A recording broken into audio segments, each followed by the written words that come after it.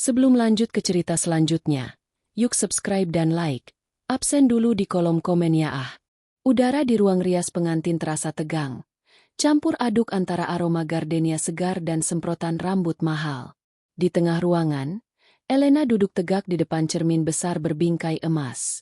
Gaun pengantin putih tulang, dirancang khusus dari sutra Duchesse, membalut tubuhnya dengan anggun. Gaun itu berat dengan harapan, berat dengan janji, dan ironisnya, terasa semakin berat dengan keraguan yang diam-diam menyelinap masuk. Sempurna, Nona Elena. Anda adalah pengantin paling cantik yang pernah saya rias. Puji penata riasnya. Membenahi mahkota permata kecil di sanggul Elena yang elegan. Elena memaksakan senyum yang tidak mencapai matanya. Cantik. Tentu. Ia cantik. Tapi apakah kecantikan bisa menjamin kebahagiaan? Sudah 5 tahun. 5 tahun ia menghabiskan hidupnya bersama Alex Pramudya. Hubungan mereka dimulai dengan gejolak romansa mahasiswa, berkembang menjadi kemitraan yang ambisius, dan kini, seharusnya mencapai puncaknya di altar megah hari ini. Alex adalah segalanya yang pernah diimpikan Elena. Tampan, cerdas, pewaris salah satu perusahaan properti terbesar di kota, dan, seingat Elena, sangat mencintainya. Namun, dalam 6 bulan terakhir, kehangatan itu perlahan digantikan oleh kekosongan yang dingin. Elena meraih ponselnya, jari-jarinya ragu-ragu di atas nama Alex. Ia sudah mengirim pesan singkat. Hampir siap. Sampai jumpa di sana. Sayang. Tidak ada balasan. Itu hal biasa belakangan ini. Alex selalu beralasan sibuk dengan penggabungan bisnis yang rumit. Stres pra-pernikahan. Ia meyakinkan dirinya. Semua calon pengantin pria pasti gugup dan sibuk. Tiba-tiba, pintu terbuka.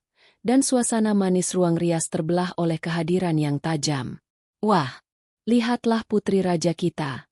Sebuah suara berdecit. Itu adalah Sasha Kirana, adik tiri Elena. Sasha, setahun lebih muda, tampak mencolok dalam balutan gaun pendamping pengantin berwarna dusty rose yang sedikit terlalu ketat. Sasha memiliki kecantikan yang lebih mencolok dan demonstratif, selalu berhasil menarik perhatian.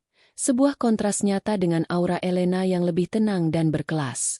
Di belakang Sasha berdiri Wulan, ibu tiri Elena, memasang ekspresi bangga yang terlihat kaku. Sejak Wulan menikah dengan ayahnya 8 tahun lalu, hidup Elena terasa seperti berjalan di atas pecahan kaca. Wulan dan Sasha selalu ada, selalu tersenyum, tetapi mata mereka tidak pernah ramah. Elena, kamu terlihat terkejut, kata Sasha. Melangkah maju dan memeluk Elena dengan pelukan singkat dan palsu. Tentu saja kami datang. Aku harus memastikan kamu tidak lari sebelum pesta dimulai. Elena balas tersenyum tipis. Terima kasih, Sasha. Jangan khawatir. Aku tidak akan lari. Kecuali, tentu saja, ada kebakaran. Wulan tertawa canggung. Anak ini selalu bercanda. Elena, Alex sudah menunggumu. Dia sangat gugup. Dia bahkan bertanya padaku tadi pagi apakah semuanya sudah diatur dengan baik. Sesuatu dalam ucapan Wulan mengganggu Elena. Mengapa Alex bertanya kepada Wulan tentang pengaturannya? Padahal Elena lah yang menghabiskan waktu berbulan-bulan untuk merencanakan setiap detail? Dia pasti sangat bersemangat, sahut Elena, mencoba mengabaikan rasa perih di hatinya. Aku juga.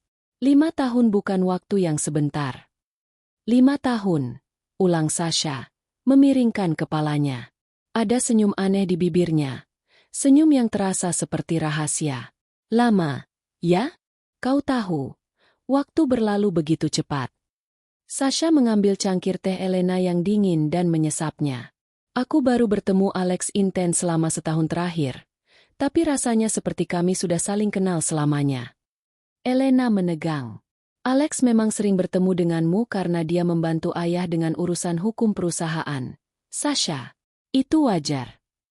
Sasha adalah seorang konsultan hukum muda, dan Alex sering bekerja di kantor ayah Elena. Elena selalu mengabaikan kedekatan mereka sebagai profesionalisme. Tentu saja, jawab Sasha riang, mengembalikan cangkir itu. Tapi selain urusan hukum, kami juga memiliki chemistry yang bagus. Kalian berdua terlalu serius. Wulan tiba-tiba berdeham keras. Sasha, sekarang tinggalkan kakakmu. Elena, sebentar lagi waktunya. Ayahmu sudah menunggu di luar. Begitu mereka pergi, Elena merasakan desiran adrenalin dingin. Itu bukan hanya rasa cemas pranikah. Ini adalah alarm bahaya. Sasha selalu berusaha merebut apapun yang dimiliki Elena. Dulu boneka, lalu pacar pertamanya, dan sekarang, apakah ia mencoba memainkan permainan pikiran di hari pernikahan Elena? Elena berdiri dan berjalan ke jendela, melihat sekilas aula pernikahan di bawah. Semuanya indah, lautan bunga, lilin kristal, tamu-tamu elit. Ini adalah pernikahan yang menjamin status, yang seharusnya mengamankan masa depan ayahnya.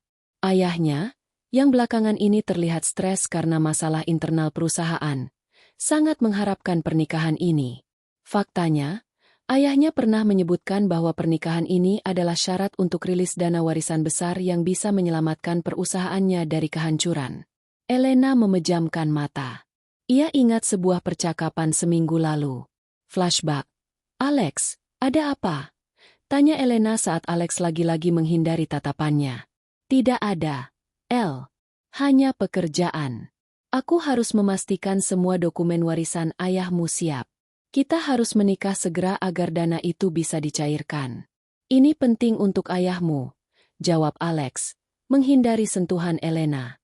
Tunggu, kamu lebih bersemangat tentang dokumen daripada tentang malam pertama kita. Elena tertawa, mencoba meringankan suasana, tetapi Alex hanya memandangnya dengan tatapan datar. Prioritas. Elena, kita akan punya waktu untuk hal-hal lain setelah semuanya selesai. Katanya dingin. Flashback. Elena tidak pernah menganggapnya serius. Sampai sekarang. Tatapan Sasha. Desakan Alex pada dokumen warisan. Sikap dinginnya. Mungkinkah ada sesuatu yang jauh lebih gelap di balik tirai sutra ini? Elena menggelengkan kepalanya. Ini hari pernikahannya. Ia harus menghentikan pikiran negatif ini. Pintu kembali terbuka. Kali ini menampilkan Lia, sahabat sekaligus pengacara terbaik Elena. Lia bergegas masuk. Wajahnya menunjukkan campuran kekaguman dan kekhawatiran. Elena, astaga, kau luar biasa. Tapi kenapa wajahmu seperti baru melihat hantu? Lia segera memeriksa riasan Elena. Aku hanya gugup, bisik Elena. Atau mungkin aku terlalu sering berinteraksi dengan Sasha hari ini. Lia tertawa singkat, tetapi matanya mengeras. Aku sudah peringatkan kamu. El, jaga jarak dengan keluarga ular itu. Ngomong-ngomong, aku bertemu Alex di lobi. Dia terlihat sangat tegang. Hampir seperti dia sedang melakukan penawaran saham besar, bukan pernikahan. Apa dia bilang sesuatu? Tanya Elena. Hanya, tolong jaga Elena, Lia. Itu saja. Aku rasa dia tidak peduli lagi. Tapi sudahlah. Sekarang fokus. Ayahmu sudah ada di sini. Waktu kamu untuk bersinar. Ayah Elena, Tuan Adijaya, masuk. Wajahnya yang biasanya tegas terlihat lelah, tetapi matanya bersinar bangga melihat putrinya. Putriku, katanya serak, memegang tangan Elena yang terbalut sarung tangan rendah. Kau adalah keajaiban. Ingatlah, nak, kebahagiaan adalah yang utama. Meskipun kau tahu, pernikahan ini penting untuk masa depan kita semua. Jaga dirimu. Ucapan ayahnya, sebuah dorongan emosional yang diselimuti tekanan bisnis, adalah pukulan terakhir yang ia butuhkan. Ia menyadari bahwa pernikahan ini bukan hanya tentang cinta lagi. Ini adalah transaksi, sebuah perbaikan finansial. Elena menarik napas dalam-dalam, mengambil buket bunga lirinya. Ia meletakkan semua keraguan dan kecemasan itu di sudut gelap pikirannya.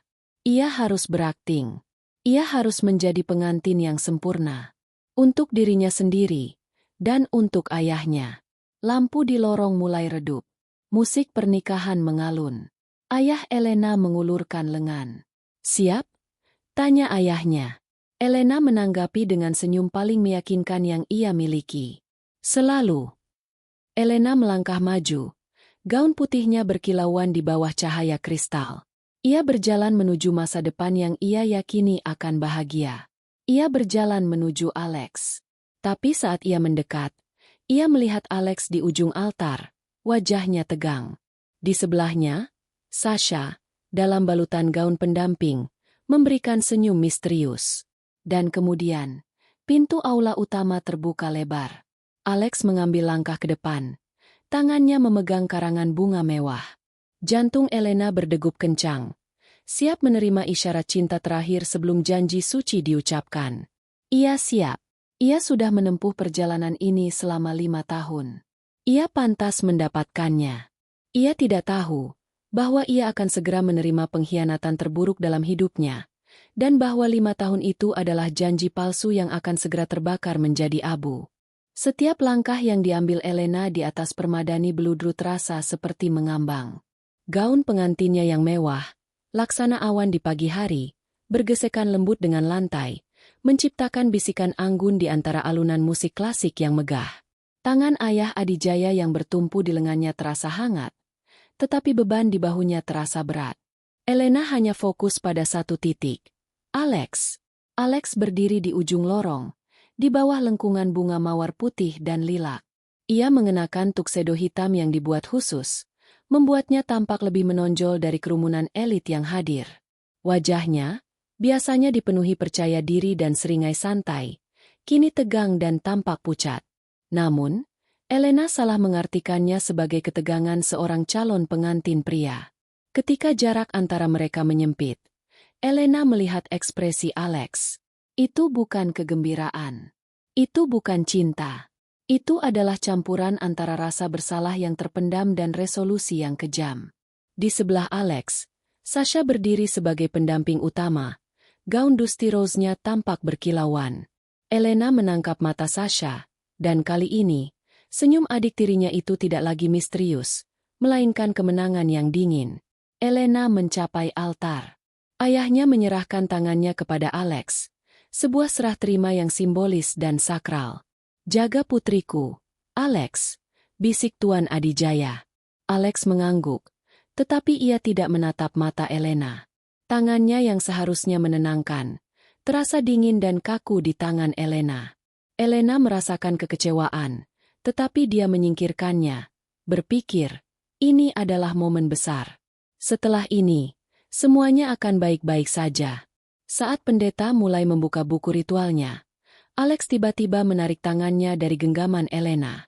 Gerakan itu terasa kasar, mengejutkan. Ia berbalik ke samping, tempat seorang asisten telah menunggu, dan mengambil sebuah karangan bunga besar. Karangan bunga mawar merah yang paling indah dan eksotis, kontras total dengan buket lili putih yang dipegang Elena. Jantung Elena berdebar. Alex tidak pernah memberinya mawar merah. Ia selalu bilang, mawar merah terlalu klise. Tapi hari ini, ia melakukannya. Keraguan Elena sejenak lenyap, digantikan oleh gelombang kelegaan dan harapan yang bodoh. Ini adalah isyarat. Ia masih peduli. Alex berjalan 2 langkah ke depan, menghadap kerumunan tamu yang berbisik-bisik, bingung dengan interupsi yang tak terduga ini. Alex memegang mawar merah itu di depan dadanya. Suaranya, diperkuat oleh mikrofon, membelah keheningan aula. Suara bariton yang biasanya lembut, kini terdengar tajam dan dingin. Terima kasih sudah datang, semuanya, katanya. Matanya menyapu ruangan, tetapi menghindari Elena. Alex mengambil napas dalam-dalam. Bunga ini, katanya, mengangkat karangan mawar merah, adalah untuk wanita yang aku cintai. Wanita yang telah menjadi kekuatanku, yang telah memahamiku tanpa kata-kata, yang telah menemaniku, bukan hanya dalam 5 tahun terakhir, tetapi dalam setiap hari yang benar-benar penting. Elena tersenyum lebar. Air mata haru mulai menggenang di sudut matanya. Ia meremas buket lirinya, merasakan gelombang cinta yang meluap-luap untuk Alex. Meskipun dingin akhir-akhir ini, pada akhirnya, ia tahu, Alex kembali padanya. Alex melanjutkan, suaranya sedikit bergetar, tetapi bukan karena emosi, melainkan ketegasan yang kejam. Wanita yang aku cintai selama 5 tahun ini. Semua mata tertuju pada Elena. Mereka menunggu Alex berbalik, berlutut, dan memberikan mawar itu, melengkapi drama romantis yang ia ciptakan. Namun, Alex tidak berbalik. Ia mengambil satu langkah lagi ke depan. Lalu satu langkah lagi. Pandangan Elena mengikuti langkahnya. Bingung. Bukankah ia berdiri di sini? Bukankah Elena adalah pengantinnya? Alex tidak hanya berjalan melewatinya. Ia melewatinya. Gaun putih Elena yang anggun seolah menjadi penghalang tak terlihat yang ia abaikan. Elena hanya bisa berdiri, bagaikan patung marmer di tengah altar. Sisa senyumnya membeku di wajah. Alex berhenti tepat di depan Sasha Kirana, adik tiri Elena, yang berdiri di barisan pendamping pengantin. Sasha tidak terkejut. Dia tidak bingung. Dia tersenyum. Itu adalah senyum kemenangan mutlak. Alex menatap mata Sasha. Matanya yang tadi terlihat dingin dan tegang, kini melembut dengan kehangatan yang sudah lama tidak Elena lihat. "Sasha," kata Alex. Suaranya dipenuhi emosi yang tulus. "Mawar ini adalah untukmu." Dia menyerahkan karangan mawar merah, simbol cinta yang seharusnya menjadi milik Elena, ke tangan Sasha. Sasha menerimanya, membenamkan wajahnya di antara kelopak bunga seolah-olah bau pengkhianatan itu adalah parfum yang paling manis. Sasha menoleh sekilas. Matanya bertemu dengan Elena. Dalam tatapan itu, tidak ada penyesalan, tidak ada rasa malu, hanya ejekan murni. Kemudian, Sasha kembali menatap Alex dengan penuh kasih. "Aku mencintaimu, Alex," bisik Sasha. Suaranya tetap dapat didengar melalui mikrofon Alex yang masih menyala. "Aku juga mencintaimu, sayang," jawab Alex. "Aku minta maaf pada semua orang karena menunda ini. Kami tidak bisa menyembunyikannya lagi. Sasha dan aku telah menjalin hubungan selama 5 tahun terakhir. Dan kami akan menikah, bukan hari ini, tapi segera setelah kami menyelesaikan formalitas yang tidak menyenangkan ini." Aula pernikahan yang tadinya megah, seketika menjadi medan pertempuran bisikan, gumaman kaget, dan seruan kemarahan. Lampu kristal seolah meredup. Musik berhenti di tengah melodi. Elena berdiri. Diam. Dunia di sekelilingnya berhenti berputar. 5 tahun. 5 tahun yang ia habiskan. 5 tahun yang ia percayai. 5 tahun yang ia investasikan. Semuanya adalah kebohongan yang disajikan di depan matanya oleh dua orang yang paling dekat dengannya. Rasa sakit itu tidak seperti air mata atau amarah. Itu adalah hantaman fisik. Rasanya seperti ada tangan baja yang meremas paru-parunya, menghalangi udara untuk masuk. Ia merasakan darah mengering dari wajahnya, membuat kulitnya terasa kaku dan mati rasa. Kepala Elena mulai berdengung. Ia melihat kerumunan tamu berputar-putar, wajah-wajah terkejut, jijik, dan beberapa bahkan terlihat geli. Di sebelahnya, Tuan Adijaya meledak. "Alex, apa-apaan ini? Apa yang kau lakukan?" Ayah Elena, seorang pria terhormat yang tidak pernah meninggikan suara, kini berteriak di depan ratusan tamu terkemuka. Wajahnya merah padam karena amarah dan penghinaan. Wulan, ibu tiri Elena, segera maju, memeluk Sasha dan Alex. "Adijaya, tenang. Ini adalah takdir. Biarkan anak-anak ini bahagia." "Bahagia?" Ayah Elena menoleh ke Wulan. "Kau tahu tentang ini? Kau merencanakan ini?" "Tentu saja kami tahu," sela Sasha. Suaranya keras dan bangga. Dia berpegangan pada lengan Alex, yang sekarang tampak sedikit cemas melihat reaksi Tuan Adijaya. "Kau pikir kenapa aku menjadi pendampingnya? Aku ingin melihat kakakku di puncak kebohongan besarnya sebelum kami menjatuhkannya." Kau jalang tidak tahu malu," raung Tuan Adijaya. Kekacauan pecah di altar. Argumentasi, tangisan, bisikan, dan flash kamera. Namun, di tengah semua huru-hara itu, Elena tetap diam. Dia melihat tangannya yang memegang buket lili putih. Buket itu mulai layu di genggamannya. Gaunnya, simbol kesucian dan janji, kini terasa seperti kafan. Elena memandang Alex.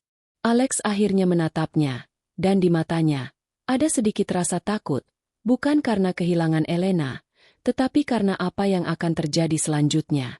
Elena, aku minta maaf, kata Alex. Nadanya kosong, seolah ia sedang membaca permintaan maaf dari kertas. Ini harus terjadi. Kami tidak bisa membiarkanmu merusak segalanya lagi. Kami benar-benar saling mencintai. Kalimat itu adalah paku terakhir di peti matinya. Merusak segalanya lagi? Apa yang dia rusak? Hubungan ini? Bisnis mereka? Elena mengangkat kepalanya. Pandangan matanya, yang beberapa saat lalu kosong karena syok, perlahan mulai terisi. Bukan dengan air mata, tetapi dengan sesuatu yang jauh lebih berbahaya, kebekuan yang logis. Ia tidak akan menangis. Ia tidak akan menjerit. Ia tidak akan meminta penjelasan. Menangis hanya akan memberikan kepuasan pada Sasha dan Wulan. Berteriak hanya akan menegaskan bahwa ia adalah korban yang lemah. Ia menarik napas yang sulit, mengambil kembali kontrol atas dirinya. Di depan semua orang, di depan kamera, di depan pengkhianatannya, ia memutuskan, hatiku hancur, tapi aku akan melakukan ini. Ia menyadari bahwa ini bukan hanya tentang cinta. Ini adalah tentang warisan, tentang bisnis, dan tentang kehancuran yang terencana. Keputusan harus dibuat, dan itu harus dibuat sekarang, sebelum mereka bisa menggunakannya sebagai alasan untuk menuntut hak-haknya. Elena meletakkan buket lili yang sudah layu itu di lantai. Suara lili yang berjatuhan terdengar pelan, tetapi memecah kekacauan di aula. Semua mata tertuju padanya lagi. Sasha menyeringai, menunggu kehancuran dan air mata. Ini adalah akhir dari Elena yang naif. Babak baru telah dimulai, dan pahlawan wanitanya tidak akan menjadi korban. Keheningan yang mematikan di altar terasa lebih memekakan telinga daripada teriakan kemarahan ayah Elena sebelumnya. Semua mata, dari kerabat terdekat hingga rekan bisnis yang penasaran, tertuju pada Elena yang berdiri sendiri dalam gaun putihnya. Gaun itu seharusnya menjadi simbol awal baru, tetapi kini terasa seperti kain penutup kesedihan. Alex, yang baru saja melancarkan pengkhianatan paling telanjang, tampak sedikit gelisah, tidak karena penyesalan, tetapi karena ia tahu bahwa tindakan itu akan berdampak besar pada karir dan warisan Tuan Adijaya. Sasha, di sisi lain, menikmati setiap detik drama itu.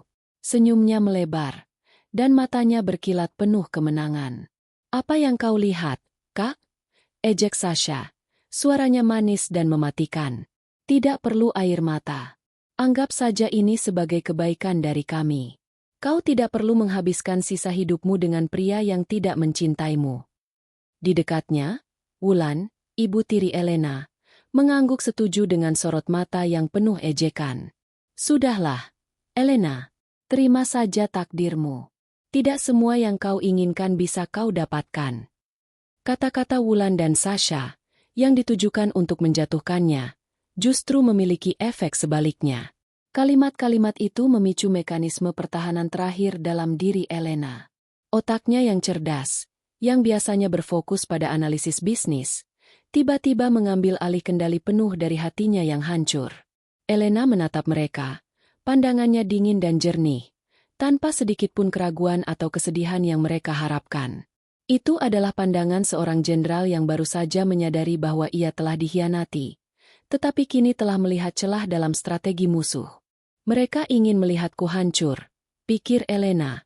Kebekuan logis menyelimuti jiwanya. Mereka ingin aku menangis, memohon, atau membuat adegan agar mereka bisa menunjukku sebagai wanita histeris dan tidak stabil yang tidak pantas menerima apapun, termasuk warisan ayah. Jika ia bereaksi secara emosional, mereka akan menang dua kali. Pertama, dengan merebut Alex. Kedua, dengan merebut martabat dan kekuatannya. Elena, katakan sesuatu. Ayah Adijaya, yang kini berdiri di sampingnya dengan wajah merah padam, berbisik keras. Ia bingung, marah, dan yang terpenting, takut akan implikasi bisnis dari kekacauan ini. Elena mengangkat tangannya. Sebuah gerakan lambat yang memaksa semua orang untuk diam dan memperhatikannya.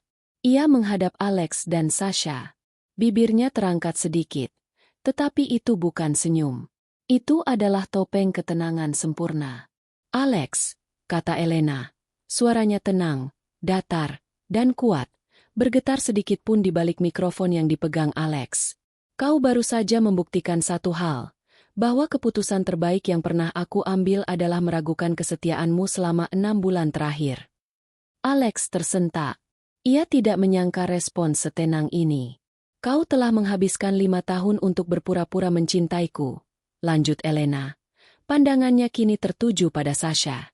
Dan kau, Sasha, telah menghabiskan 5 tahun untuk membuktikan bahwa kau tidak hanya ingin mengambil kekasihku, tetapi juga ingin menghancurkan reputasiku dan ayahku di depan umum. Suara Wulan meninggi. Tutup mulutmu, Elena. Kau yang memalukan. Elena mengabaikan Wulan sepenuhnya.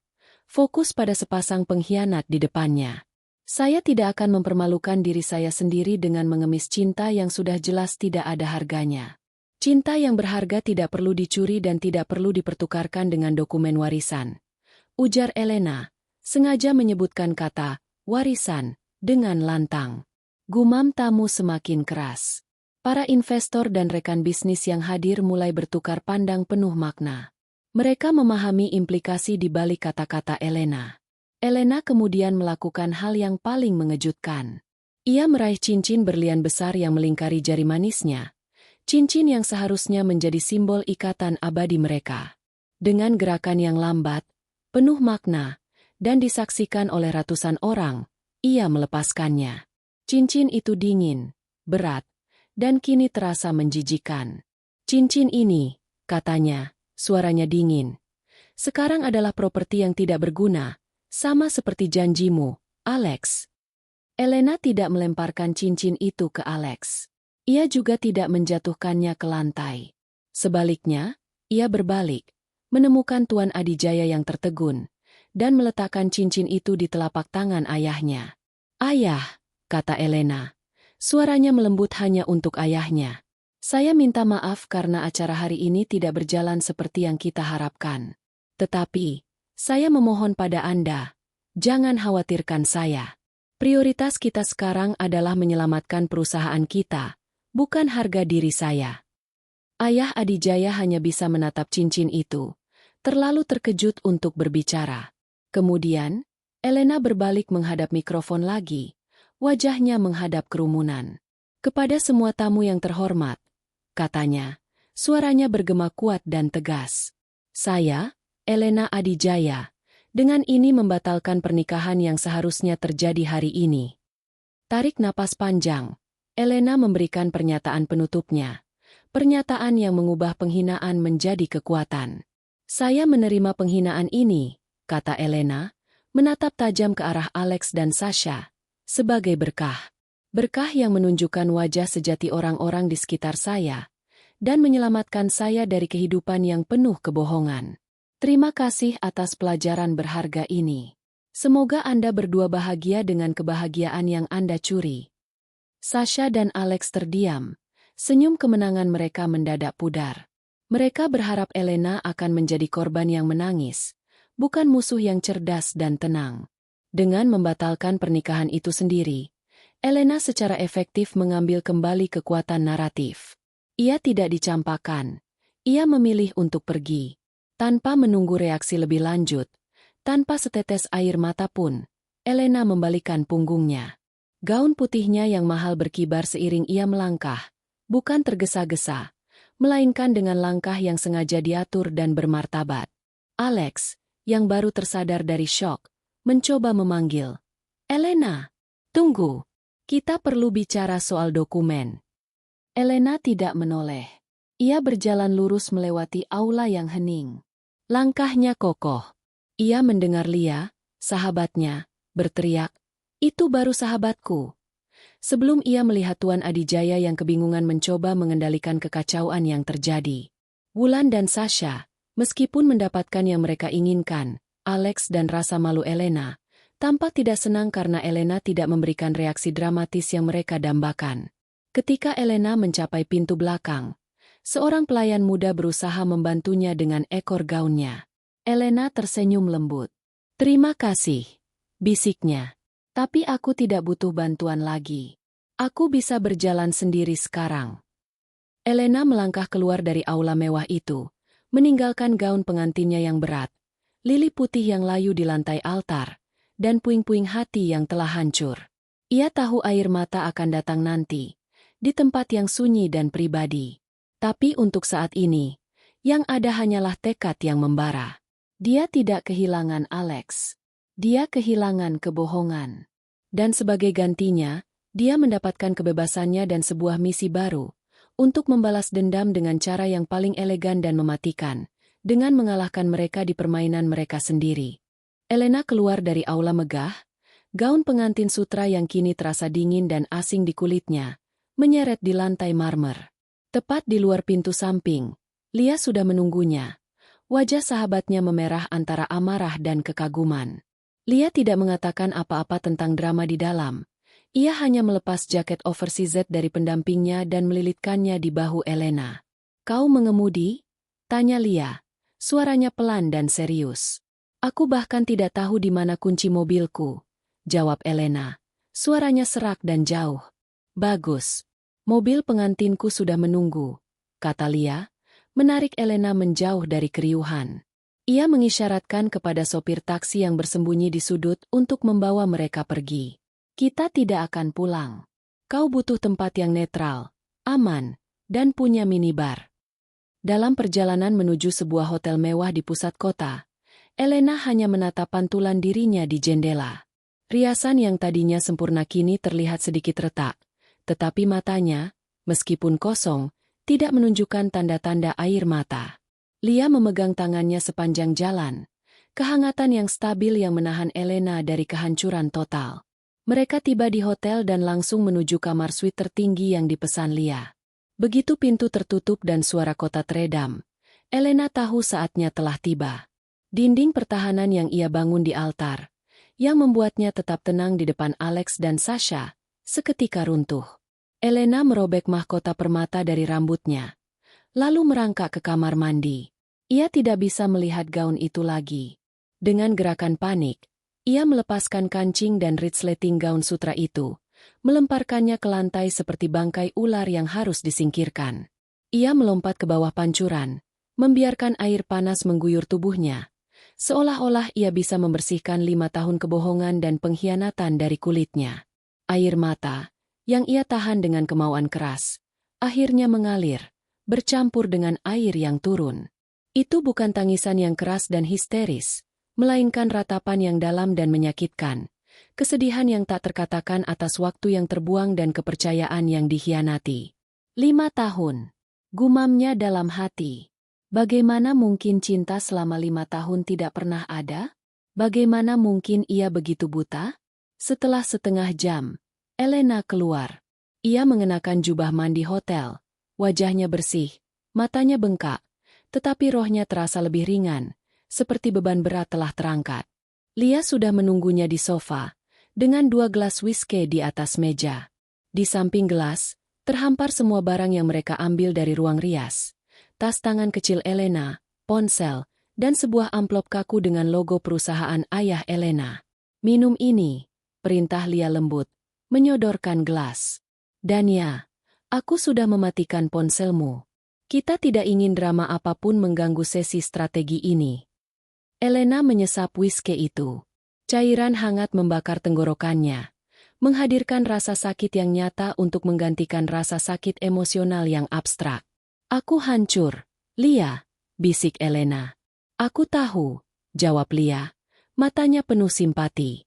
"Dan kau berhak hancur. Tapi dengarkan aku baik-baik. Yang baru saja terjadi bukan hanya patah hati. Itu adalah penipuan, El, yang terencana dan bermotif." Lia menunjuk amplop yang kaku itu. "Aku melihat Alex. Matanya takut. El, bukan takut kehilanganmu, tapi takut kehilangan kesepakatan. Dia berteriak soal dokumen warisan saat kau pergi. Alex, Sasha, dan Wulan tahu betul. Pernikahanmu adalah kunci rilis dana warisan yang ayahmu butuhkan untuk menyelamatkan perusahaannya. Mereka mengira dengan mempermalukanku, aku akan depresi, mundur, dan membiarkan mereka mengambil alih kekuasaan karena pernikahanku gagal, yang akan membatalkan syarat warisan. Elena menyimpulkan. Suaranya kembali ke nada analisis bisnis. Hatinya mungkin mati rasa, tetapi pikirannya masih tajam. Tepat, kata Lia. Tapi kau membalikkan narasi. Kau membatalkan pernikahan itu. Artinya, kau tidak dicampakkan, dan kau masih memegang kendali atas warisan itu, setidaknya untuk sementara, sampai kita bisa menemukan celah hukum untuk ayahmu. Elena mengangguk. Aku harus melawan. Bukan untuk Alex, ia tak lagi penting, tapi untuk ayahku. Dan untuk harga diriku. Saat itulah mata Elena jatuh pada tas tangannya. Tas tangan kecil yang hanya ia bawa ke altar.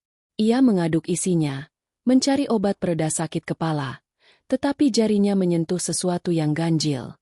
Itu adalah selembar kertas kecil yang terlipat rapi, terselip di saku terdalam tasnya. Elena yakin ia tidak pernah memasukkannya ke sana. Ia mengeluarkan kertas itu. Kertas itu tampak seperti robekan dari sebuah buku catatan kecil, dengan tulisan tangan yang tergesa-gesa. Tertulis di sana, kopi, bukan anggur. Celah pasal 4. Pastikan Wulan menekan Adijaya. Pilihan yang berisiko, tapi perlu agar semua jatuh ke tangan kita. Peringatkan Alex agar tidak mengacaukan kesepakatan di altar. Ingat, 5 tahun 50%. Darah Elena terasa dingin. Tulisan tangan itu adalah milik Sasha. Sasha meninggalkan ini di tasku saat ia berpura-pura memelukku di ruang rias. Bisik Elena. Dia pasti salah memasukkan atau menjatuhkannya, dan mengira aku tidak akan menyadarinya. Dia terlalu sombong. Lia mengambil robekan kertas itu. Matanya yang tajam membaca setiap kata. Astaga, El, ini adalah bukti. Ini bukan hanya konspirasi asmara. Ini adalah kejahatan korporasi. Celah pasal 4. Kemungkinan merujuk pada perjanjian pranikah Alex atau salah satu dokumen warisan ayahmu. Dan yang paling penting, 5 tahun 50%. Elena mencengkeram jubah mandinya. 5 tahun. 5 tahun ia bilang dia mencintaiku. 5 tahun yang sama yang Alex bilang dia mencintai Sasha. Dan sekarang, 5 tahun itu sama dengan 50%. Alex dan Sasha pasti telah merencanakan ini untuk jangka waktu tertentu. 5 tahun adalah angka yang penting dalam perjanjian mereka. Mungkin jika Alex menikahimu, ia hanya akan mendapatkan bagian kecil. Tapi dengan menipu dan mengklaim telah bersama Sasha selama 5 tahun, mereka bisa menuntut bagian yang lebih besar atau mengklaim kepemilikan saham dari perusahaan ayahmu, mungkin melalui klaim kemitraan atau pinjaman tersembunyi. Lia menganalisis dengan cepat, insting pengacaranya bekerja penuh. Mereka ingin segalanya, kata Elena. Suaranya berubah menjadi baja yang dingin. Mereka tidak hanya ingin merampas pria, mereka ingin merampas hidupku. Seluruh warisan ayahku. Kebencian Elena terasa murni dan fokus. Ia telah melalui penderitaan emosional yang mendalam, tetapi penemuan catatan ini mengalihkannya ke mode bertahan hidup.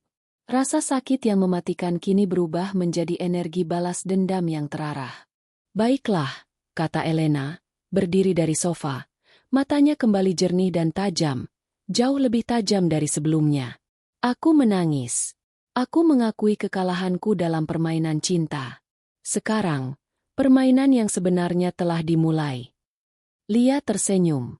Senyum itu menunjukkan kelegaan dan kegembiraan yang bengis. Aku sudah menunggumu, El.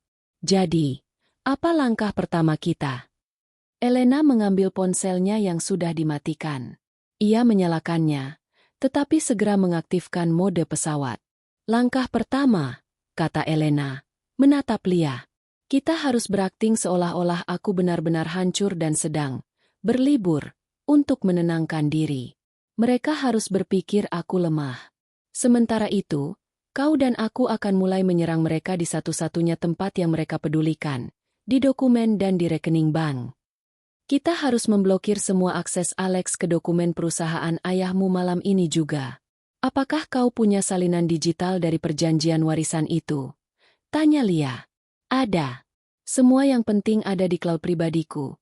Dan kunci digitalnya ada di dompet yang ada di tas riasku di kamar hotel itu. Alex tidak tahu di mana dompet itu. kata Elena. Kita mulai sekarang. Tidak ada waktu untuk tidur. Aku tidak akan membiarkan 5 tahun kebohongan itu bernilai 50% dari apapun. Elena duduk di depan laptop yang dibawa Lia, siap untuk menyusun rencana serangan balik yang paling cerdas dan menghancurkan.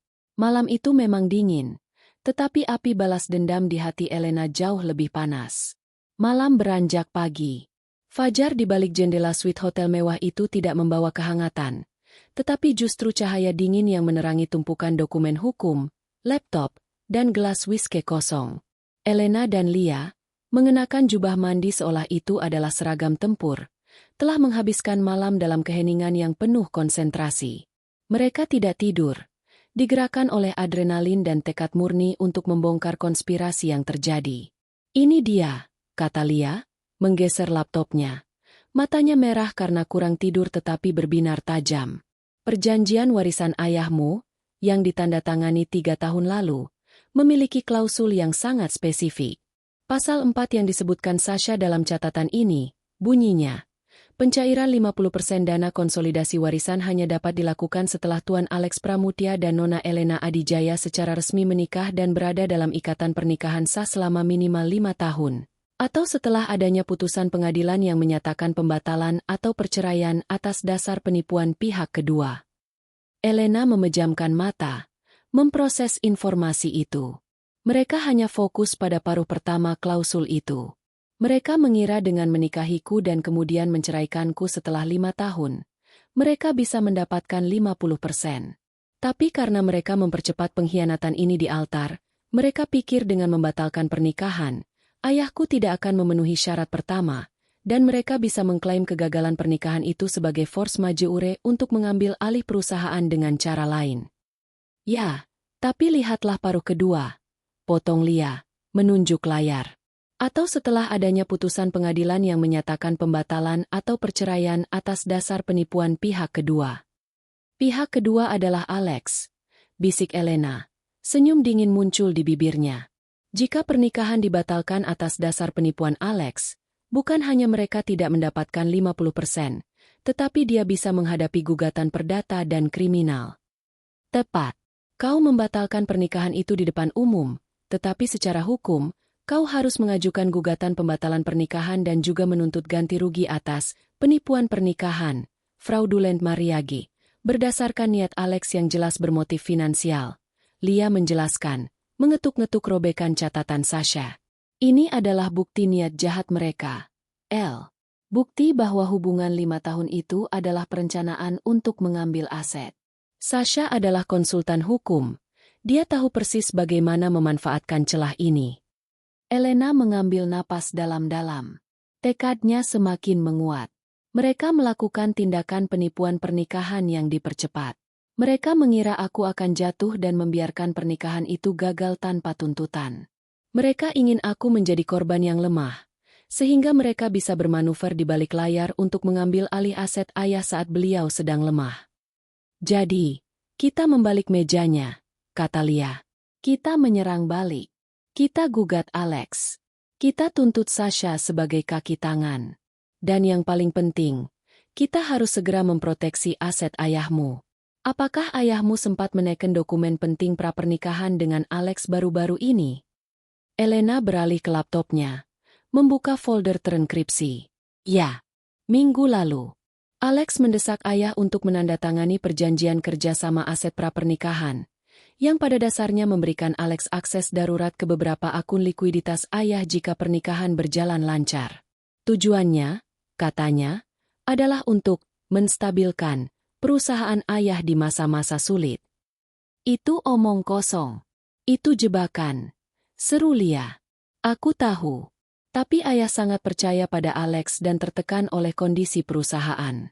Malam ini juga, kita harus mengirimkan surat perintah penangguhan ke semua bank yang terlibat.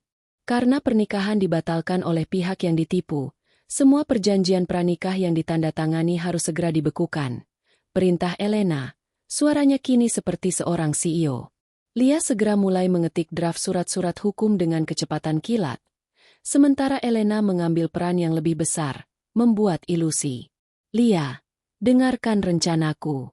Agar Alex dan Sasha tidak panik dan melakukan kerusakan lebih lanjut pada perusahaan ayahku, mereka harus percaya bahwa aku telah pergi untuk menjilat luka, kata Elena. Aku harus menghilang. Menghilang kemana? Ke luar negeri. Tidak perlu sejauh itu. Cukup ke tempat yang tidak bisa mereka lacak. Aku akan mengambil penerbangan ke Bali, check-in di resort terpencil, dan segera check-out melalui pintu belakang setelah kau memfotoku di sana, kata Elena. Aku harus terlihat berlibur untuk menenangkan diri. Posting beberapa foto yang menyiratkan depresi ringan tetapi anggun. Mereka akan menurunkan kewaspadaan, mengira aku terlalu sibuk menangisi Alex untuk memperhatikan bisnis. Langkah yang cerdas, kata Lia, tersenyum lebar. Mereka akan mengira kau sudah menyerah. Selagi mereka sibuk merayakan dan mencoba meyakinkan ayahmu untuk segera menjual aset, kita akan diam-diam mengumpulkan bukti. Elena membuka ponselnya, yang sudah ia atur dalam mode pesawat. Dia menemukan sebuah pesan baru yang masuk semalam, dikirim oleh Wulan. Jangan buat malu lagi, Elena. Terima saja. Alex dan Sasha akan bahagia, dan ayahmu akan baik-baik saja jika kau diam. Pulanglah dan beristirahat. Mereka mengendalikan ayahku melalui rasa malu dan tekanan. Ayahku pasti berpikir jika ia melawan, ia akan kehilangan segalanya, termasuk sisa reputasinya. Elena menggertakkan gigi. Wulan pasti menekan ayah agar menjual sahamnya kepada Alex dengan harga murah, karena pernikahan dibatalkan. Kita harus bertindak cepat. Elena melihat arlojinya. Pukul 6 pagi. Aku harus pergi sekarang, kata Elena. Pesawat ke Bali jam 8.30. Aku akan menggunakan nama samaran dan mematikan semua pelacak. Kau tetap di sini, menjadi penghubungku dan memproses semua dokumen ini. Aku akan mengirimimu pembaruan setiap jam melalui komunikasi terenkripsi. Lia berdiri, memeluk Elena dengan erat. Hati-hati, El. Kau tidak hanya berurusan dengan mantan kekasih yang jahat, tetapi juga dengan penjahat finansial. Jangan biarkan mereka tahu kau sedang menyelidiki mereka. Mereka ingin 50%? Mereka ingin melihatku menangis? Mereka ingin aku kehilangan segalanya? Kata Elena, matanya menyala. Mereka tidak tahu siapa yang mereka hadapi. Aku tidak akan membiarkan mereka menang. Aku akan mengambil kembali yang telah hilang, dan mereka akan membayar jauh lebih mahal daripada 50%. Elena mengganti jubahnya dengan pakaian kasual, sederhana, dan tidak menarik perhatian. Ia mengambil amplop dengan catatan rahasia Sasha, yang kini menjadi senjata terpentingnya. Dengan ransel kecil di punggungnya, ia meninggalkan suite hotel mewah itu, tidak terlihat seperti pengantin yang hancur, melainkan seorang operator intelijen yang siap berperang. Matahari terbit di atas cakrawala kota, tetapi Elena tidak melihat keindahan. Yang ia lihat hanyalah target. Drama telah usai. Sekarang, saatnya untuk perang hukum yang dingin dan terencana. Perjanjian telah dilanggar, dan kini Elena lah yang akan menulis ulang pasal-pasal kemenangan. Samar-samar, sinar matahari Bali menembus tirai villa yang mewah. Elena duduk di balkon, mengenakan kacamata hitam besar dan gaun pantai linen, memegang gelas berisi jus buah tropis. Di matanya, ia adalah seorang wanita yang hancur, mencoba menyembuhkan hati yang tercabik. Di balik lensa kacamata hitam itu, ia adalah seorang operator intelijen yang tengah menjalankan misi balas dendam senyap. Setelah mendarat di Bali, Elena mengikuti rencana yang dibuat bersama Lia, check-in di sebuah resort terpencil di Ubud, mengambil beberapa foto di tepi kolam renang yang menyiratkan kesedihan yang anggun, dan kemudian, ia menggunakan pintu belakang staf untuk check-out kembali. Ia kini berada di sebuah villa sewa rahasia di Denpasar, menggunakan laptop dan telepon satelit yang ia beli di luar kota. Hanya Lia yang tahu lokasi pastinya. Ponsel lamanya, yang terhubung ke media sosial, ia serahkan kepada Lia. Setiap hari, Lia memposting foto Elena yang melankolis, pandangan ke laut yang kosong, secangkir kopi di atas meja kayu yang dihiasi bunga Kamboja. Semuanya dirancang untuk menunjukkan bahwa Elena sedang tenggelam dalam kesedihan, menjilat luka, dan jauh dari urusan bisnis. Sempurna, Lia melaporkan melalui sambungan terenkripsi. Alex mengirim pesan, bertanya apakah kau baik-baik saja dan menyarankan agar kau tidak mengambil keputusan gegabah tentang aset ayahmu. Sasha memposting foto dirinya dan Alex sedang minum sampanye, dan menyindir tentang mengganti pakaian lama dengan yang baru yang lebih pas. Mereka percaya aku lumpuh, gumam Elena, menyesap kopi hitam pekatnya, bukan anggur seperti yang disarankan Sasha dalam catatan itu. Bagus. Anggap saja ini sebagai liburan mental. Sekarang, saatnya bekerja. Langkah pertama Elena adalah menghubungi koneksi yang paling mungkin memiliki informasi rahasia. Dian, mantan sekretaris pribadi Alex Pramudya. Dian dipecat 6 bulan lalu setelah ia secara tidak sengaja menemukan beberapa komunikasi Alex yang mencurigakan. Dian adalah orang yang loyal dan pendendam, dan ia membenci Alex. Elena mengatur pertemuan virtual rahasia dengan Dian. Menggunakan identitas samaran dan koneksi aman, Elena menjamin keamanan Dian. Dian, terima kasih sudah mau mengambil risiko ini, kata Elena. Nada suaranya profesional. Dian, seorang wanita parubaya yang cerdas, balas menatap Elena dari layar. Alex Pramudya tidak hanya menghancurkanmu, Nona Elena. Dia juga menghancurkan reputasi saya. Saya bersumpah, ia selalu merahasiakan sesuatu, dan itu ada hubungannya dengan wanita itu. Sasha, kata Elena, apa yang kau ketahui tentang hubungan Alex dan Sasha? Dian menghela napas. Saya selalu curiga. Alex akan menghabiskan lebih banyak waktu di kantor Tuan Adijaya daripada di kantornya sendiri.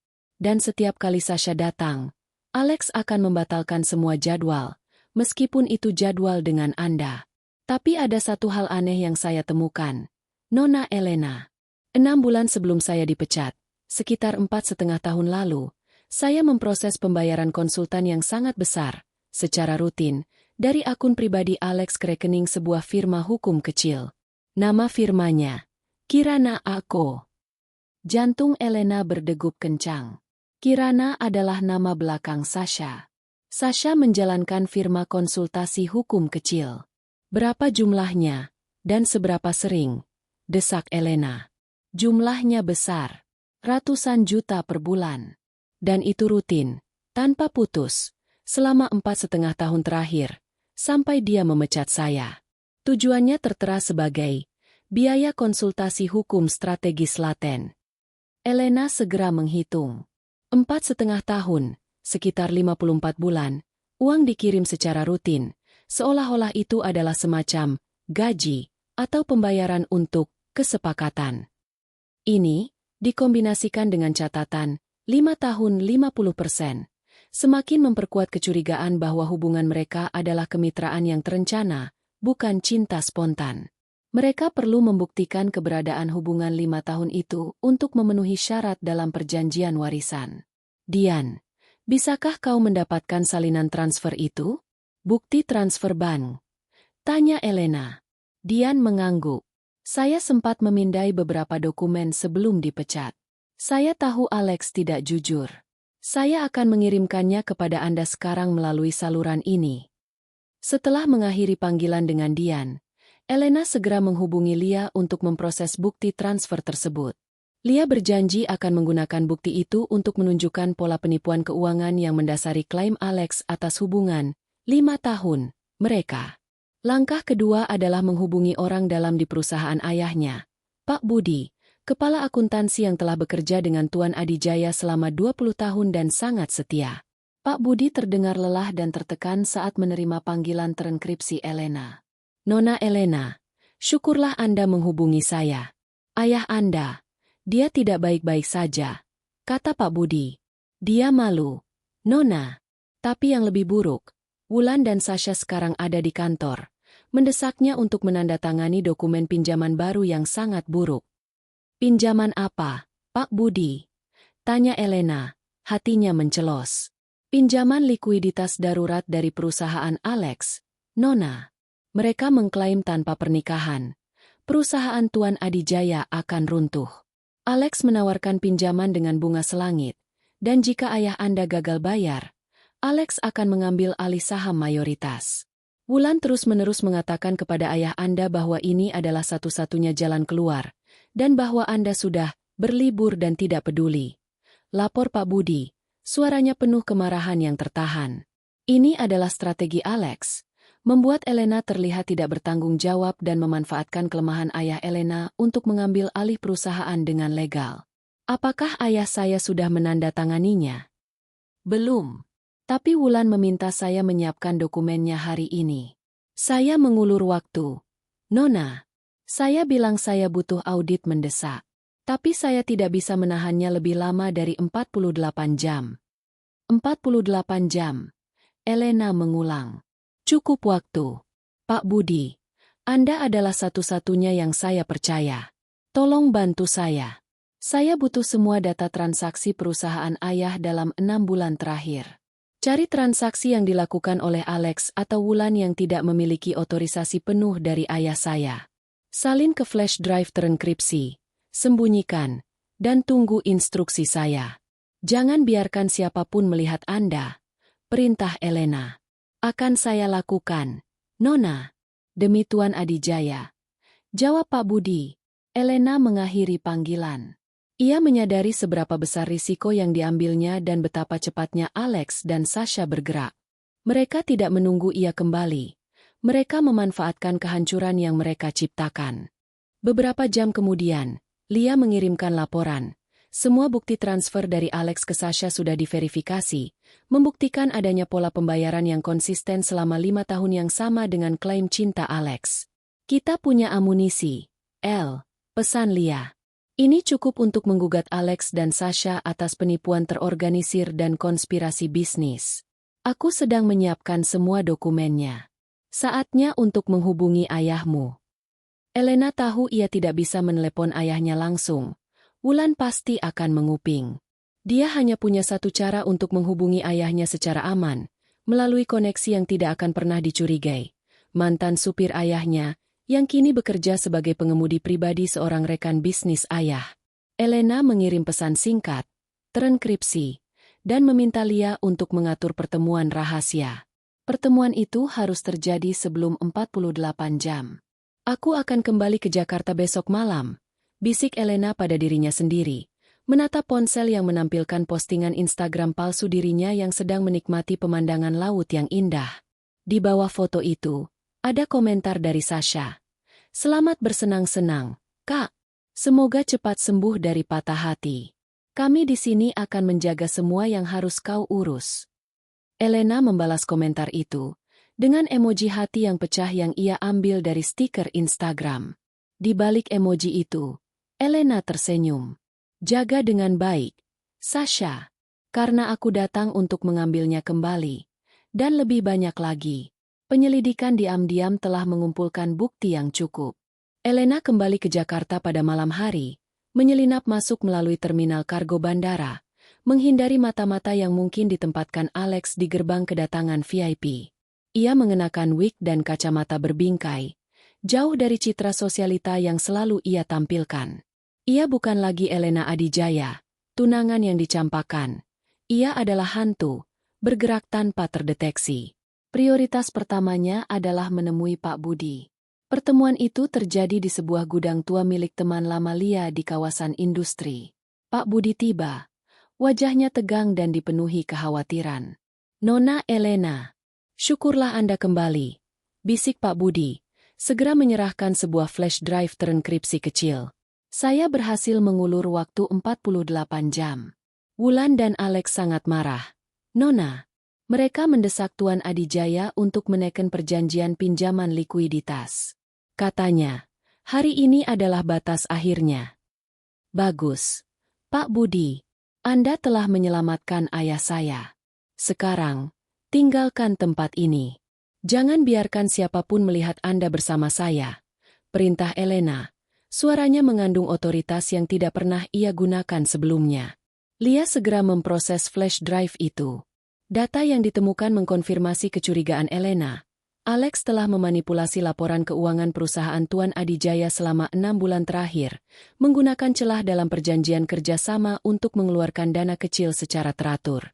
Jumlahnya mungkin tidak signifikan di mata perusahaan. tetapi itu adalah pola penggelapan yang jelas. Selanjutnya, adalah pertemuan yang paling sulit, dengan ayahnya, Tuan Adijaya. Mereka bertemu di sebuah kafe tersembunyi, tempat yang tidak akan pernah dicari oleh Wulan atau Sasha. Tuan Adijaya tiba, tampak 10 tahun lebih tua, bahunya merosot karena malu dan tekanan. "Elena," kata ayahnya, suaranya bergetar, "kau seharusnya di Bali. Kau seharusnya istirahat. Jangan khawatirkan aku. Aku akan mengatasi ini." "Mengatasi dengan menandatangani dokumen pinjaman yang buruk dari Alex, ayah?" tanya Elena. Ia berbicara dengan tenang, tetapi matanya menuntut kejujuran. Tuan Adijaya terkejut. "Bagaimana kau tahu?" "Wulan bilang itu satu-satunya jalan." "Wulan berbohong," kata Elena. Ia tidak membuang waktu untuk emosi. Ia membuka laptopnya dan menyajikan buktinya. Pertama, catatan tangan Sasha yang menyebut celah pasal 4 dan 5 tahun 50%. Kedua, bukti transfer rutin ratusan juta dari Alex ke rekening firma hukum Sasha selama 4,5 tahun. "Ayah, pernikahan ini bukan tentang cinta bagi mereka. Ini adalah hitungan bisnis yang dingin dan kejam. Mereka menggunakan pernikahan ini untuk memenuhi persyaratan warisan, dan ketika saya membatalkannya, mereka mengubah strategi mereka untuk merampas saham mayoritas ayah melalui pinjaman ini," jelas Elena. "Hubungan 5 tahun itu hanyalah klaim palsu yang mereka ciptakan untuk membenarkan tuntutan hukum mereka nanti." Tuan Adijaya menatap bukti-bukti itu. Wajahnya memucat. Ia bukan hanya dicampakkan, ia dibodohi. Air mata penyesalan dan amarah memenuhi matanya. Aku tidak percaya," bisiknya. "Aku telah mempercayainya seperti anakku sendiri. Dan Wulan, istriku. Wulan tahu. Dia terlibat dalam menekan ayah," kata Elena lembut. "Tapi ayah harus fokus. Pinjaman itu akan ditandatangani hari ini jika saya tidak campur tangan. Ayah harus memecat Wulan dari Dewan Komisaris dan membatalkan pinjaman likuiditas. Kita akan menggunakan bukti ini untuk menggugat Alex dan Sasha atas penipuan korporasi. Ayah percaya padaku." Tuan Adijaya menatap putrinya. Elena yang duduk di depannya bukan lagi gadis manja yang akan Alex nikahi. Ini adalah seorang wanita yang telah diuji oleh api dan keluar sebagai baja. "Aku akan menandatangani apapun yang kau siapkan, Elena. Aku telah kehilangan segalanya, kecuali kepercayaanku padamu," kata ayah Adijaya, menghela napas panjang. Elena mengangguk. "Bagus. Lia sudah menyiapkan surat kuasa hukum. Kita akan mengirimkannya ke kantor dan bank hari ini juga. Ayah, besok malam, saya ingin ayah menghadiri acara amal di galeri utama.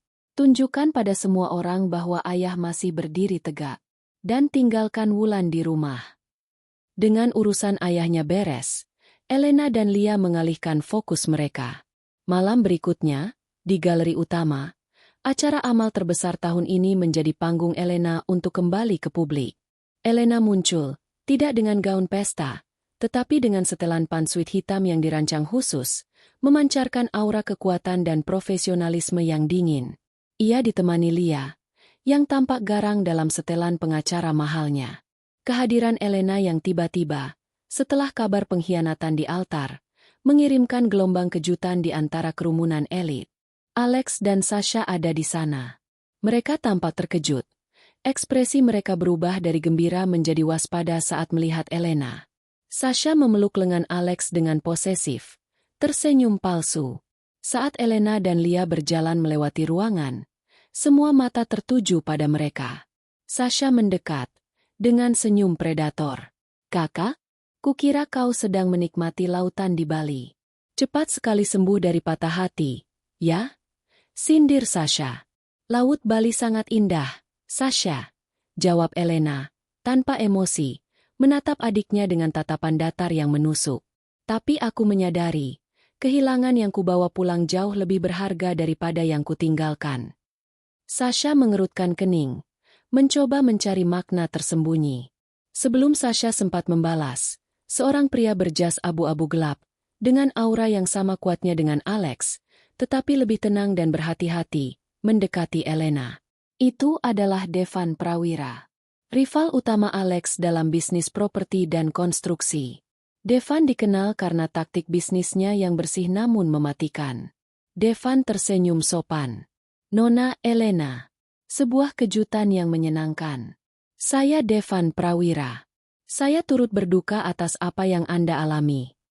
Elena tahu siapa dia. Musuh dari musuhnya. Terima kasih, Tuan Devan, jawab Elena. Devan melirik sekilas ke arah Alex dan Sasha, yang tampak marah karena Devan berinteraksi dengan Elena. Saya harus jujur, Nona Elena, bisik Devan, merendahkan suaranya. Ketika saya mendengar berita itu, saya mengira Anda akan mundur dari dunia ini. Tetapi melihat Anda di sini, berdiri tegak, saya menyadari, Anda salah satu dari kami. Salah satu dari siapa, Tuan Devan? Tanya Elena. Para pemain. Bukan bidak catur. Alex Pramudia adalah musuh bersama kita. Dia mencuri proyek-proyek saya dengan cara kotor. Dan dia mencuri martabat Anda dengan cara yang lebih kotor lagi. Saya mengincar Alex di pasar bisnis. Saya tahu semua titik lemahnya, kata Devan. Matanya menatap tajam ke mata Elena, mencari reaksinya. Devan mengambil jeda, lalu melanjutkan dengan nada yang lebih serius. Nona Elena, saya tahu, Anda sedang menyelidiki. Jika Anda mencari pembalasan, bergabunglah dengan saya. Saya tidak melihat korban yang hancur. Saya melihat kecerdasan yang disia-siakan. Saya dapat memberi Anda kekuatan dan koneksi yang Anda butuhkan untuk menghancurkannya, bukan hanya di pengadilan, tetapi di pasar saham. Elena menimbang-nimbang tawaran itu. Devan adalah orang yang berbahaya, ambisius, dan pasti memiliki motif tersembunyi. Namun, ia adalah senjata yang sempurna. Apa motif Anda, Tuan Devan? Motif saya sederhana, jawab Devan. Saya ingin melihat Alex Pramudia jatuh. Dan saya yakin, Andalah orang yang bisa melakukan pukulan terakhir itu. Elena tersenyum. Senyum yang nyata, namun dingin. Ini adalah senyum pertama yang ia berikan sejak hari pernikahannya. Saya harus memikirkannya, Tuan Devan. Namun, ini adalah malam yang panjang. Tadi Anda bilang Anda melihat saya sebagai pemain, kata Elena, meraih gelas sampahnya di nampan pelayan dan meminumnya. Beri saya waktu. Saya akan menunjukkan pada Anda seberapa buruk saya bisa bermain. Elena meninggalkan Devan yang terkejut dan terkesan, dan berjalan langsung menuju ayahnya. Pertemuan dengan Devan tidak hanya memberikan Elena sekutu potensial, tetapi juga menegaskan pada Alex dan Sasha bahwa Elena tidak hanya kembali, ia kembali dengan membawa api permusuhan baru. Babak aliansi telah dimulai, dan panggung untuk perang terbuka telah ditetapkan. 3 hari setelah kembalinya Elena, ketegangan di Jakarta terasa seberat udara lembab menjelang badai. Alex dan Sasha, yang awalnya merayakan keberhasilan mereka, mulai gelisah. Pinjaman likuiditas darurat yang mereka siapkan untuk Tuan Adijaya tiba-tiba dibatalkan secara sepihak oleh bank, dengan alasan adanya perintah penangguhan aset dan dugaan ketidakberesan dalam dokumen otorisasi. Mereka mulai mencium bau api. Hari itu adalah hari di mana semuanya akan meledak. Elena, didampingi Lia dan Devan, yang setuju untuk bekerja sama dalam aliansi bisnis rahasia, tiba di gedung pengadilan niaga. Mereka tidak datang untuk mengajukan gugatan. Mereka datang untuk mengantarkan dokumen yang telah disiapkan secara rahasia selama seminggu terakhir. Di saat yang sama, Alex Pramudia dan Sasha Kirana sedang berada di kantor firma hukum Sasha, merayakan briefing terakhir mereka. Mereka berencana untuk mengajukan tuntutan balik terhadap Tuan Adijaya, mengklaim bahwa pembatalan pernikahan yang dilakukan Elena adalah tindakan yang merugikan secara finansial dan menuntut bagian yang setara dengan 50% warisan yang dijanjikan. Kita tunjukkan pada Elena dan ayahnya bahwa emosi tidak bisa mengalahkan hukum, kata Sasha pada Alex, tersenyum sinis sambil menyesap kopinya. Tentu saja. Kita akan menggunakan bukti 5 tahun hubungan kita untuk memperkuat posisi kita. Kita sudah hidup bersama selama 5 tahun. Itu lebih dari cukup untuk membuktikan ikatan yang kuat. Tepat pada saat itu, ponsel Sasha dan Alex berbunyi bersamaan. Alex menerima pesan dari manajer seniornya. Semua aset perusahaan kita dibekukan oleh pengadilan niaga. Surat perintah masuk atas gugatan penipuan korporasi terorganisir. Sasha menerima panggilan dari sekretarisnya, yang terdengar panik. Nona, ada petugas pengadilan di sini. Mereka menyita semua dokumen Kirana Ako. Mereka bilang ada tuntutan atas konspirasi dan penipuan pernikahan dengan motif finansial. Dunia Alex dan Sasha seketika runtuh. Mereka berdua bergegas keluar, meninggalkan dokumen mereka di meja. Sementara itu, Elena, Lia, dan Devan duduk di sebuah kafe yang menghadap ke pengadilan niaga, menonton berita di ponsel mereka. Kabar tentang pembekuan aset Alex Pramutya dan investigasi terhadap Kirana Ako menjadi breaking news. Semua dokumen sudah terkirim. Gugatan ganti rugi perdata atas penipuan pernikahan, gugatan kriminal atas penipuan korporasi, dan surat perintah penyitaan sementara. Kata Lia, menyesap tehnya dengan puas. Alex mengira ia akan menggugatmu. Ternyata, kita yang menyeretnya ke neraka. Dan jangan lupakan peran Devan, kata Elena, menoleh ke Devan yang tampak tenang. Saat aset Alex dibekukan, pasar modal panik. Devan memanfaatkan kepanikan ini. Devan tersenyum tipis. Aku hanya melakukan apa yang aku kuasai. Dengan keraguan pasar terhadap keuangan Alex, aku berhasil menyerap sebagian besar sahamnya yang dilelang dengan harga diskon. Dia tidak hanya kehilangan likuiditas, tapi dia juga kehilangan kendali atas beberapa proyek konstruksi utamanya. Aku bisa menjamin, dalam 24 jam ke depan, ia akan kehilangan kendali atas perusahaannya sendiri. Ini adalah taktik balas dendam yang cerdas, menyerang mereka dari 3 front sekaligus: hukum, keuangan, dan narasi publik. Malam itu, Alex Pramutya dan Sasha Kirana berhasil melacak Elena. Mereka datang ke rumah ayah Elena, Tuan Adijaya, yang kini telah mengamankan dirinya dan telah memecat Wulan. Alex dan Sasha mendobrak masuk. Wajah mereka merah karena amarah dan keputusasaan. Elena, kau iblis! Teriak Alex. Jubah kemewahannya luntur. Apa yang kau lakukan? Kau menghancurkanku. Asetku dibekukan. Kenapa kau melakukan ini? Elena muncul dari ruang tamu, mengenakan gaun sutra sederhana yang elegan, kontras dengan penampilan mereka yang berantakan. Ia didampingi oleh ayahnya, yang kini terlihat lebih tegak, didukung oleh rasa kebenaran. Aku melakukan ini, kata Elena, suaranya tenang. Karena kau adalah seorang penipu, Alex. Kau dan Sasha merencanakan pengkhianatan ini bukan atas dasar cinta, melainkan atas dasar keserakahan. Omong kosong. Kami saling mencintai selama 5 tahun. Balas Sasha histeris. Kau hanya cemburu. Elena menghela napas, lalu tersenyum dingin. Ia mengeluarkan 2 bukti yang paling mematikan. Pertama, ia melemparkan robekan catatan Sasha yang ia temukan di tas tangannya ke lantai. Kau terlalu sombong, Sasha. Celah pasal 45 tahun 50%. Ini adalah peta jalan rencana jahat kalian, kata Elena. Sasha menatap catatan itu. Wajahnya pucat pasi. Ia tidak percaya Elena bisa menemukan bukti sekecil ini. Kedua, Elena menunjukkan bukti transfer bank yang dikumpulkan oleh Lia, yang diverifikasi oleh Dian. Dan ini, Alex, lanjut Elena, menunjuk layar tabletnya. Transfer rutin bulanan dari akun pribadimu ke rekening firma hukum Sasha, Kirana Ako, selama 4,5 tahun terakhir. Pembayaran ini bukan hanya biaya konsultasi biasa. Ini adalah biaya untuk konspirasi.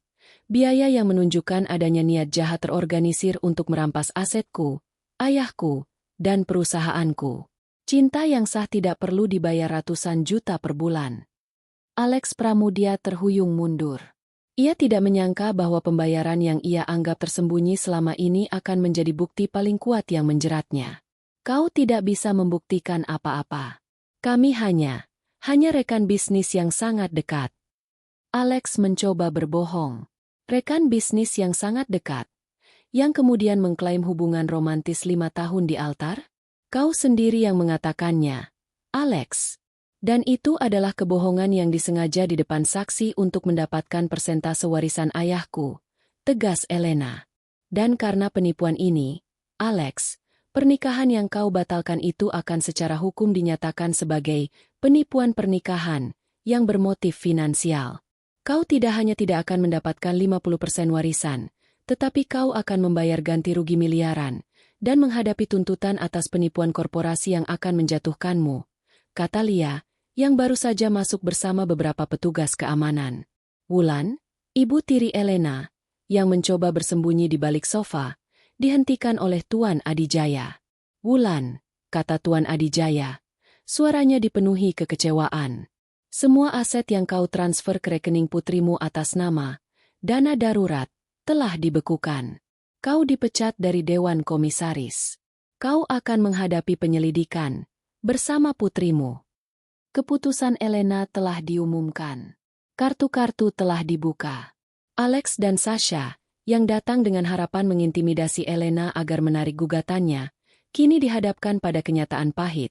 Mereka telah dikalahkan dengan bukti yang cerdas dan serangan hukum yang cepat. Alex dan Sasha dibawa keluar oleh keamanan. Saat Sasha melewati Elena, matanya dipenuhi kebencian, tetapi Elena hanya membalasnya dengan pandangan kosong. Elena menoleh ke ayahnya. Ayah, perusahaan kita aman. Mereka tidak akan pernah bisa menyentuhnya. Dan sekarang, kita akan membersihkan nama kita.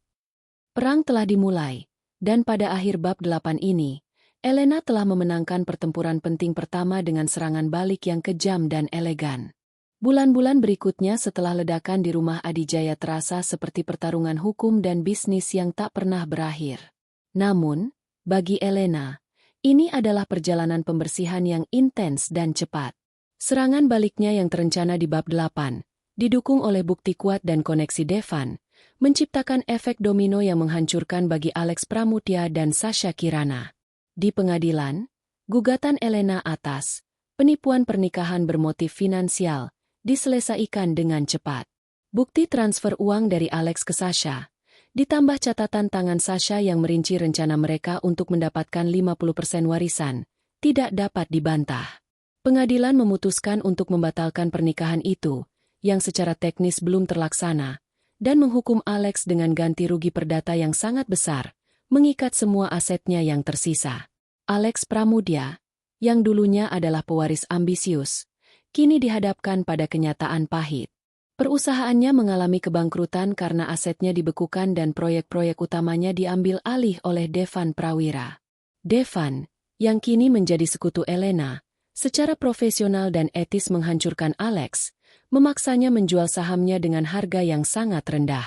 Dalam waktu kurang dari 4 bulan, Alex tidak hanya kehilangan calon istri yang kaya, tetapi juga kekayaan dan kekuasaannya. Dia menjadi pengusaha gagal yang tercatat dalam sejarah skandal korporasi terbesar tahun itu. Sasha Kirana menghadapi konsekuensi yang lebih berat. Bukti konspirasi dan manipulasi hukum yang ia lakukan mengakibatkan kantor hukumnya dicabut izin praktiknya. Ia menghadapi tuntutan pidana dan perdata. Keangkuhan dan kesombongannya di altar, yang ia anggap sebagai kemenangan, kini menjadi rekaman video yang terus diputar di media, menjadikannya simbol pengkhianatan dan keserakahan. Ia tidak hanya kehilangan Alex, tetapi juga karir profesional dan status sosialnya. Wulan, ibu tiri Elena, juga tidak luput dari konsekuensi. Tuan Adijaya mengajukan gugatan cerai, yang diselesaikan dengan cepat setelah terungkapnya perannya dalam menekan Tuan Adijaya untuk menandatangani dokumen pinjaman yang merugikan. Ia diusir dari rumah dan dipecat dari semua posisi di perusahaan. Keluarga Adijaya, meskipun terpukul oleh skandal publik, berhasil diselamatkan secara finansial. Dana warisan akhirnya cair, tetapi bukan karena pernikahan, melainkan karena putusan pengadilan yang menyatakan pembatalan atas dasar penipuan pihak kedua, seperti yang direncanakan Elena dan Lia. Perusahaan Tuan Adijaya kini stabil, dan utang-utang buruk telah dibersihkan. Pada hari di mana putusan pengadilan terakhir diumumkan, secara resmi menyatakan Alex bersalah atas penipuan, Elena duduk di kantornya yang baru di gedung perusahaan ayahnya. Ia tidak merasa gembira atau puas.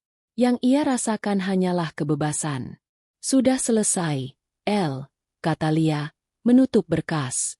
Mereka bangkrut. Mereka tidak akan pernah bisa menyentuh kita lagi. Semua ganti rugi sudah diurus. Kau menang. Aku tahu, Lia, jawab Elena, menatap keluar jendela. Langit tampak cerah. Aneh. Aku menghabiskan seluruh energi untuk membalas dendam, tetapi sekarang setelah selesai, aku tidak merasakan euforia. Hanya kekosongan. Lia duduk di seberang mejanya. Itu normal. Kau baru saja mencabut tumor ganas dari hidupmu. Kau tidak perlu merayakannya. El. Cukup bernapas lega. Bukan hanya Alex yang aku hilangkan, kata Elena pelan. Aku kehilangan delusi bahwa cinta itu mudah dan bahwa orang-orang baik selalu menang. Aku harus melalui kehancuran hatiku untuk menemukan kekuatan ini. Tuan Adijaya masuk ke kantor Elena. Ia tampak jauh lebih sehat dan bahagia. Ia meletakkan tangannya di bahu Elena. Kau telah menyelamatkan keluarga ini, nak, kata ayah Adijaya. Aku sangat menyesal, Elena. Aku terlalu dibutakan oleh tekanan bisnis dan terlalu percaya pada Alex. Dan terlalu lama mengabaikan peringatanmu tentang Wulan dan Sasha. Aku telah gagal sebagai seorang ayah. Air mata Tuan Adijaya mengalir. Air mata penyesalan yang tulus.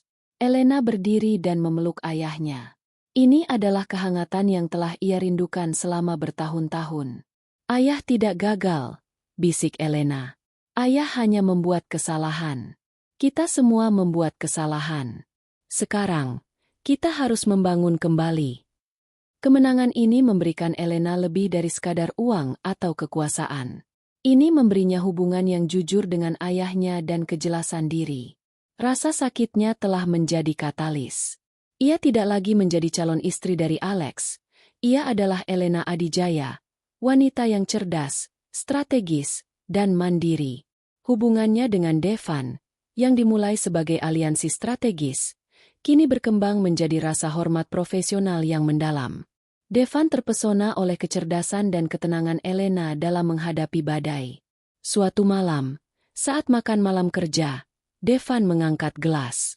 Aku terkesan, Elena, kau menghancurkan Alex di pasar, dan kau bahkan tidak perlu mengotori tanganmu. Kau lebih baik dalam permainan ini daripada Alex dan aku.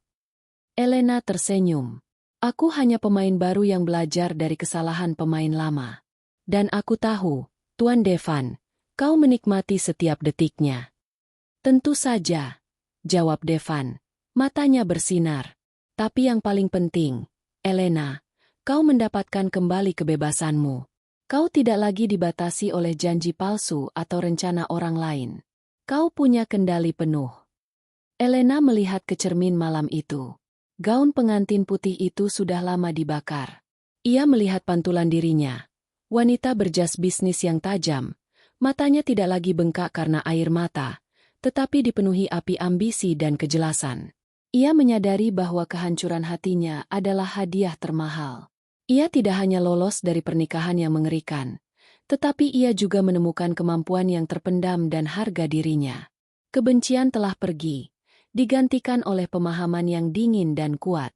Babak balas dendam telah usai. Sekarang, saatnya babak penemuan diri dan cinta yang otentik. Setahun telah berlalu sejak hari pernikahan yang tidak pernah terjadi itu. Gaun putih mewah itu telah dibakar Elena di perapian, tindakan yang disarankan oleh Lia sebagai pelepasan emosional yang dramatis. Abu pengkhianatan telah lama tersapu, dan kehidupan Elena Adijaya telah berputar ke orbit baru. Ia tidak lagi dikenal sebagai putri raja yang malang atau pengantin yang dicampakan. Elena telah memantapkan dirinya sebagai direktur operasional perusahaan ayahnya, Adijaya Group. Dengan kecerdasan yang selalu ia miliki, dan ketajaman strategis yang ia pelajari di medan perang hukum, ia berhasil merevitalisasi perusahaan. Elena membuktikan bahwa di balik keanggunan seorang sosialita, terdapat pikiran seorang pebisnis ulung. Posisinya yang baru ini memberinya tujuan yang lebih besar daripada sekadar cinta. Ia bekerja dari pagi hingga larut malam, membangun kembali fondasi perusahaan dengan integritas. Proyek terbesarnya adalah membersihkan nama keluarga dan mengarahkan perusahaan ke kemitraan baru, jauh dari bayang-bayang Alex. Lia, sahabat setianya, menjadi kepala divisi hukum di Adijaya Group, memastikan bahwa setiap kontrak dan perjanjian adalah kedap peluru. Persahabatan mereka kini menjadi kemitraan tak terpisahkan, didasarkan pada pengalaman pahit dan keberhasilan yang manis. Di tengah kesibukan profesionalnya, ada satu hubungan yang terus berkembang, dengan Devan Prawira. Aliansi bisnis mereka telah membuahkan hasil yang luar biasa. Perusahaan Devan dan Adijaya Group sering berkolaborasi dalam proyek-proyek besar, menciptakan sinergi yang saling menguntungkan. Interaksi mereka dimulai dengan surat elektronik yang kaku dan pertemuan formal di ruang rapat, tetapi perlahan berubah menjadi percakapan larut malam tentang strategi, buku, dan filosofi hidup. Devan sangat berbeda dari Alex. Alex flamboyan, mudah berjanji, dan selalu mencari sorotan. Devan tenang, pendengar yang baik, dan tindakannya jauh lebih keras daripada kata-katanya. Ia menghormati Elena, tidak hanya sebagai wanita, tetapi sebagai lawan yang setara di meja perundingan. Suatu malam, setelah penandatanganan kontrak proyek besar yang berhasil mereka rebut dari perusahaan yang dulunya milik Alex, Devan mengajak Elena makan malam di sebuah restoran yang tenang. Suasana terasa berbeda. Tidak ada ketegangan bisnis. Hanya ada kehangatan yang mengalir perlahan. "Kau telah melakukan keajaiban, Elena," kata Devan, menggeser piringnya yang kosong. "Alex Pramudia adalah kenangan yang jauh. Dan kau bukan hanya menyelamatkan ayahmu. Kau telah menemukan kerajaanmu sendiri." Elena tersenyum, senyum yang tulus, tidak lagi dingin seperti yang ia tunjukkan pada Sasha. "Aku tidak akan bisa melakukannya tanpa informasi orang dalam darimu, Devan. Aku memberimu alat. Kau yang memutuskan untuk tidak hanya memotong, tetapi juga mencabut akarnya," jawab Devan, matanya menatap intens ke mata Elena. "Aku menghargai caramu bermain. Kau tidak pernah menggunakan emosi. Kau menggunakan kebenaran." "Emosi adalah kelemahan, Devan. Aku sudah belajar pelajaran itu dengan cara yang sulit," ujar Elena. Ia merasakan sedikit nyeri yang memudar, tetapi tidak ada lagi kehancuran. "Aku tidak setuju," balas Devan, suaranya melembut. "Emosi adalah motivasi. Jika kau tidak marah, kau tidak akan bergerak. Kau marah, kau terluka, tapi kau mengubah rasa sakit itu menjadi tekad. Itu adalah kekuatan terbesarmu." Devan meraih tangan Elena di atas meja. Sentuhan itu tidak tergesa-gesa atau menuntut. Justru, itu adalah sentuhan yang penuh pengertian. "Aku sudah mengawasimu selama setahun terakhir, Elena. Aku melihatmu tumbuh dari seorang putri yang patuh menjadi seorang pemimpin. Aku melihat bagaimana kau menghadapi ayahmu, bagaimana kau membela stafmu, dan bagaimana kau memaafkan dirimu sendiri atas kebodohan masa lalu," kata Devan. "Aku tidak tertarik pada wanita yang Alex inginkan. Aku tertarik pada wanita yang kau pilih untuk menjadi dirimu sekarang." Jantung Elena berdebar. Perasaan itu terasa baru dan otentik. Tidak ada kebutuhan mendesak. Tidak ada janji palsu yang mengikat. Hanya kejujuran dan rasa hormat yang mendalam. Aku tidak yakin aku siap untuk mempercayai siapapun lagi, Devan," bisik Elena, menatap tangannya. "Aku tahu," jawab Devan, mengangguk. "Dan aku tidak memintamu untuk mempercayaiku. Aku hanya meminta kita untuk saling menghormati. Kau adalah satu-satunya orang yang bisa menjatuhkanku dalam bisnis, dan itu membuatku tertarik.